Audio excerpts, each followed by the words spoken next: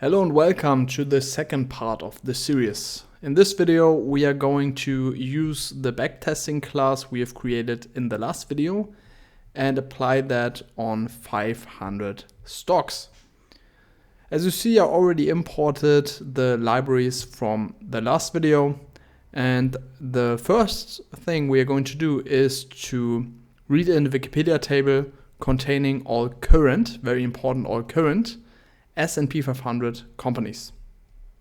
So I'm going to use pd read HTML, pass a Wikipedia link.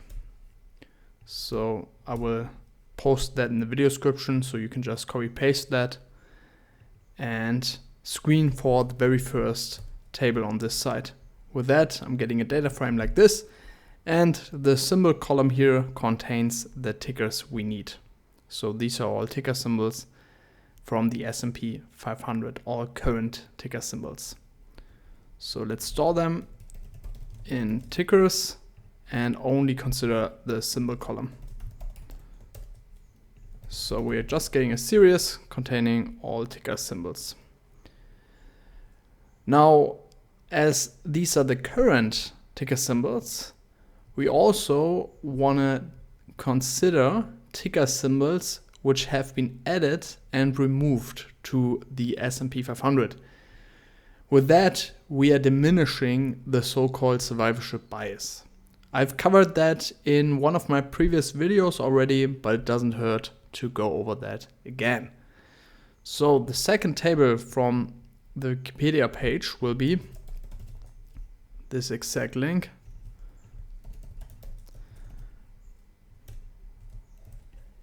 And then just the second table here that is looking like this. So you are getting all changes, or the most important changes since someone in the 90s here, right? And what we are going to do is we are removing the added ticker symbols from our current list, and we are adding the removed ticker symbols to our current list. But before that, I want to filter this data frame for our starting point in the backtest. And as in the last video, we are simply starting in the beginning of 2019. You can also start way earlier if you want to have a longer time period. For the example, I'm just taking since 2019. So I'm going to filter this data frame for only the changes since 2019. So let me store that somewhere, tickers change. And then I'm going to take that, tickers change. And let me print that out, otherwise you won't necessarily understand what I'm doing here. So I'm now just taking this date series here, transform that to a datetime object, because currently it is a string type. And then I'm just filter for all dates above 2019, right? So tickers change, then transform the index. So not the index, sorry, the date column to a datetime object. So using pandas to datetime, then take tickers change date and again date, because you see it's a multi-index here, right? So I'm just taking date and then date again. And with that, I'm getting this series here. So this is simply transforming it. So I'm going to show you step by step. So if I'm taking this, you see that the date column is transformed into a datetime object. So before it was an object. Okay. And then after that, I'm just checking for all dates which are larger or equal to the 1st January in 2019. And with that, as you see, I'm only getting dates larger than or equal to January 2019, or starting in the beginning of January 2019. All right? Okay. So creating two variables here, first added,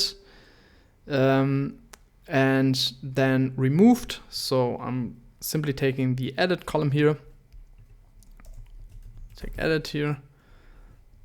With that I have my edit symbols here, and I'm also doing that for removed. So just simply taking the exact same syntax and screen for removed. All right, now let's start with removing the edit tickers, right? So I'm screening my tickers for those tickers which are not in the edit ticker column. Okay, so how can I do that? I'm first screening tickers is in, then edit ticker, and this is screening for those which are inside the edit tickers.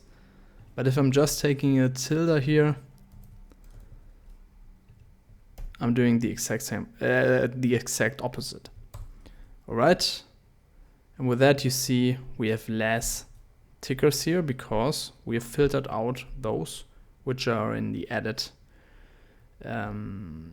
tickers column here. All right, so I'm just reassigning tickers with the amended series here. Okay, so successfully removed the edit tickers since 2019. Now I want to just append the removed tickers to that. So let's take a look at removed. And there's actually a manual change we have to do because Yahoo Finance cannot read a string like this because of this slash here. So what I'm going to do here manually, so if you want to do it 100% correctly, you screen the whole column or the whole series here for such anomalies here, but I know that this is the only anomaly, so I'm just doing that manually for now. Okay, so I'm just assigning that to this one here. So just if you're interested in the background here, Under Armour has two types of stocks, same as, for instance, Google, right? And these are the two symbols for those two stocks, and I'm just taking one of them here for now. You can also add a new row and take one and then the other, but I'm just taking it like so. All right, so we are getting a ticker which is readable by Yahoo Finance here. And then we are just appending that to our tickers. So remove ticker and get a series containing the filter tickers here, right? So I'm just going to reassign that and then dropping some NA values. So just in case when you're wondering why should there be an NaN values, that's simply because let's take a look at this initial change data frame. Of course, there could be columns where you have an edit on a specific date, an edit and not a removed ticker, right? And then that would be an NaN value here. Let's actually check for such an example. Maybe we are lucky in the first rows. Yeah, you see here we're getting NaNs. So this is why I'm going to drop those NaN values. And finally we are getting 504 symbols here. Just in case if we get any duplicates, I'm dropping them.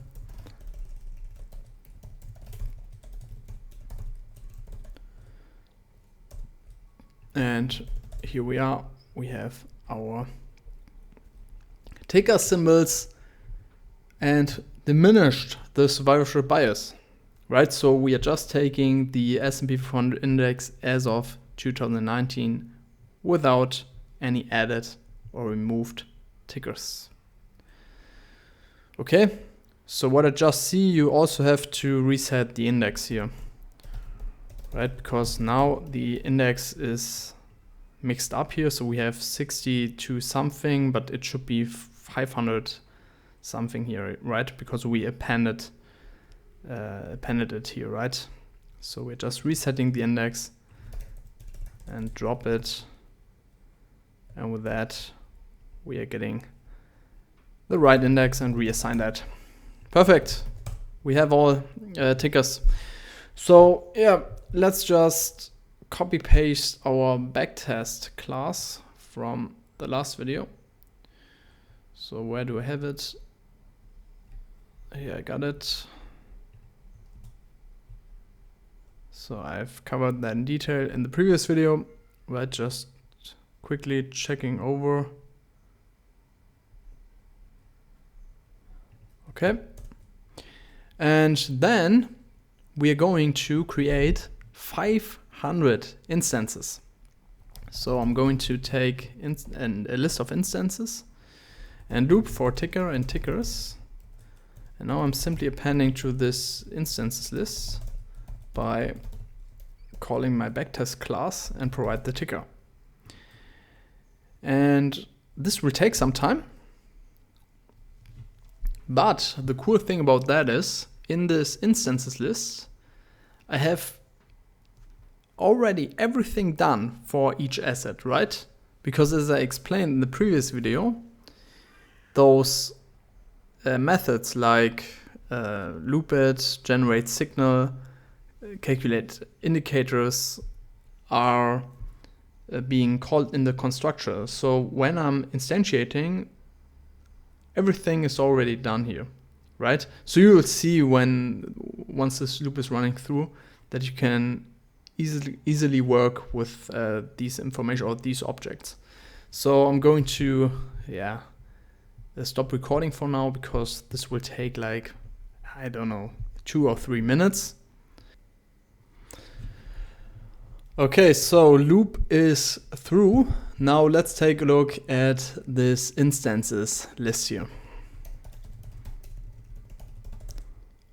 So you see, we're getting all those instances, and we can simply take a look at, for example, at the very first instance here, and consider what symbol that is, and that is 3M, right? And then we can extract all these information like I did in the previous video. So the cumulative profit for 3M on this strategy would be minus 8%. We can also take a look at the profit array. These are the trades, so obviously not a good idea for 3M. We can also take a look at the chart. You see, with the signals here, and this is possible for all those 500 instances we have here. We can directly access all those information, right? So I'm going to pull the cumulative profits for all objects in this instances list to show you how fast the loop is being executed. So let's create 2 lists here, profits and the company name. And here we are simply checking for object or instance in instances. We have to do another check here if the data frame of this object is not empty, because I want to access the cumulative profit, and if my data frame is empty, the object won't have a cumulative profit. Because, let me quickly show you in the class, because you see when the data frame is empty, no data is pulled, and this is not being triggered here, so I don't have a cumulative profit for this instance. Right, so this is a necessary check here, and then if that's the case, I want to append to my profits list, taking the instance or object's cumulative profit here.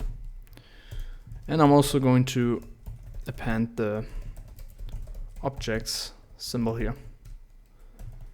All right, and now pay attention how long this is taking for 500 or more than 500 assets.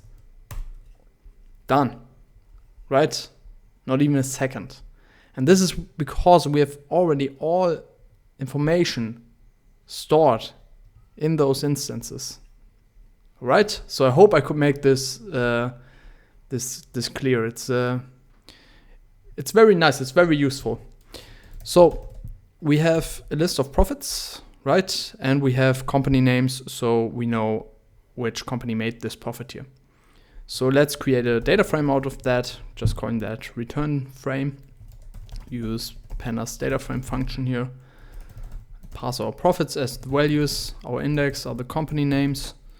And I'm naming the columns as cumulative return.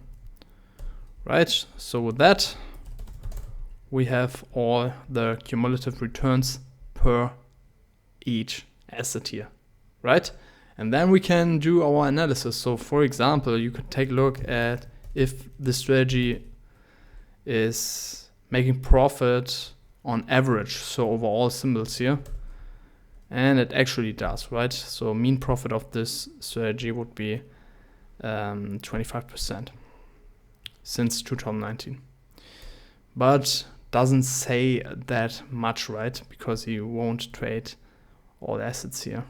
And you don't have transaction costs considered yet, right? But there are other interesting analysis which you can do. For example, take a look at the best performing assets by using n largest on red frame, and then you have to pass the column name.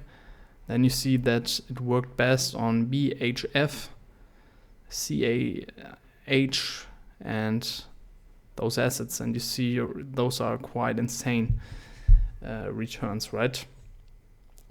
But just keep in mind, we are backtesting the whole period and a very short period. So this is not a result you should take like, wow, this is working so good. I showed you in the video before this video that simply extending the time horizon can dramatically change the strategy. And we will do stuff, and we already did that, splitting, training and testing periods. I already covered that in one video, but we will do more stuff on this, right? So splitting the time horizons, doing something like k-fold. Everything will come with the time. Don't worry about it, right? But for now, you have a nice overview of the top performers on this strategy. And yeah, you can also take a look at the lowest performers. Would also be quite interesting, right? So, doesn't work. Yeah, these are assets. So you see Netflix here, right? These were assets which were itself performing very badly, right? So one of you, I think, commented like maybe add a longer term simple average to have a trend confirmation, something like that. It's actually not a bad idea for the strategy, probably. So I will cover that in upcoming videos. But anyhow, for now, I just want to show you that you can use this information now and take a closer look at that. So we could just screen the tickers for this top performer BHF, because we want to understand why this is generating such an insane return here. Just screen our tickers for BHF. Know that this is at 499. At index 499, and we can just take our instances now, screen for 499, take a look at the symbol. This is in fact BHF, and then we can take a look at the profit array and analyze it a bit, right? So 18%, quite good. Normal return, insane return, huge return. So let's actually take a look at the chart to understand this even better. And yeah, you see a lot of trades here. Quite interesting trades. This is also quite interesting, right? So bought here was crashing and then sold here. But yeah, I just wanna, I don't wanna annoy you with my thoughts coming into my brain currently. I wanna keep it straight here. So what I just wanna tell you is that you can use these kind of analysis and then use those instances to take a closer look and understand why the strategy is working on this. Is it maybe time period dependent, right? And you can do many more stuff here. Let's do it actually just for just as an example. Let's do that for the top loser. I mean, 75% loss is insane, right? Let's do it for the top loser as well. So what I do now, you can also automate, right? I just didn't do that yet. So screen for the ticker and then take a look at that. So 489. What you see here is quite interesting, because both the top performer and worst performer is at the end of these index or indices, right? What does that mean? As you remember, we appended the remove tickers, and these are results from the remove tickers. And finally, the top performing the top performing stock and the worst performing stock is actually coming from the removed list, right? Which we wouldn't consider when we didn't filter them out, because we would just take the S&P 500 as of now. But anyhow, so profit, we have quite a volatile, I mean, minus 40 and then plus a 35, but you see, very bad idea on this asset, right? So let's take a look at the chart. But I don't want to, I want to text you more than that. So I just want to simply show you what you can do with this kind of stuff. I think it's pretty nice. Yeah, you can do your own analysis. You can extend that, of course, be invited to extend that with my suggestions. And yeah, I hope you like this video. So what we could also do, or what I'm planning to do, is to do some amendments, like maybe some stop loss into it, what I already did in the very first video, right? The introduction video where I was going over the LinkedIn article. But what I also want to do is to add a long-term trend here and test that on cryptos as well. So if you're interested in a continuation of this series, let me know. I hope you liked it so far, and yeah, thank you very much for watching, and I'm looking forward to seeing the upcoming videos. Bye bye.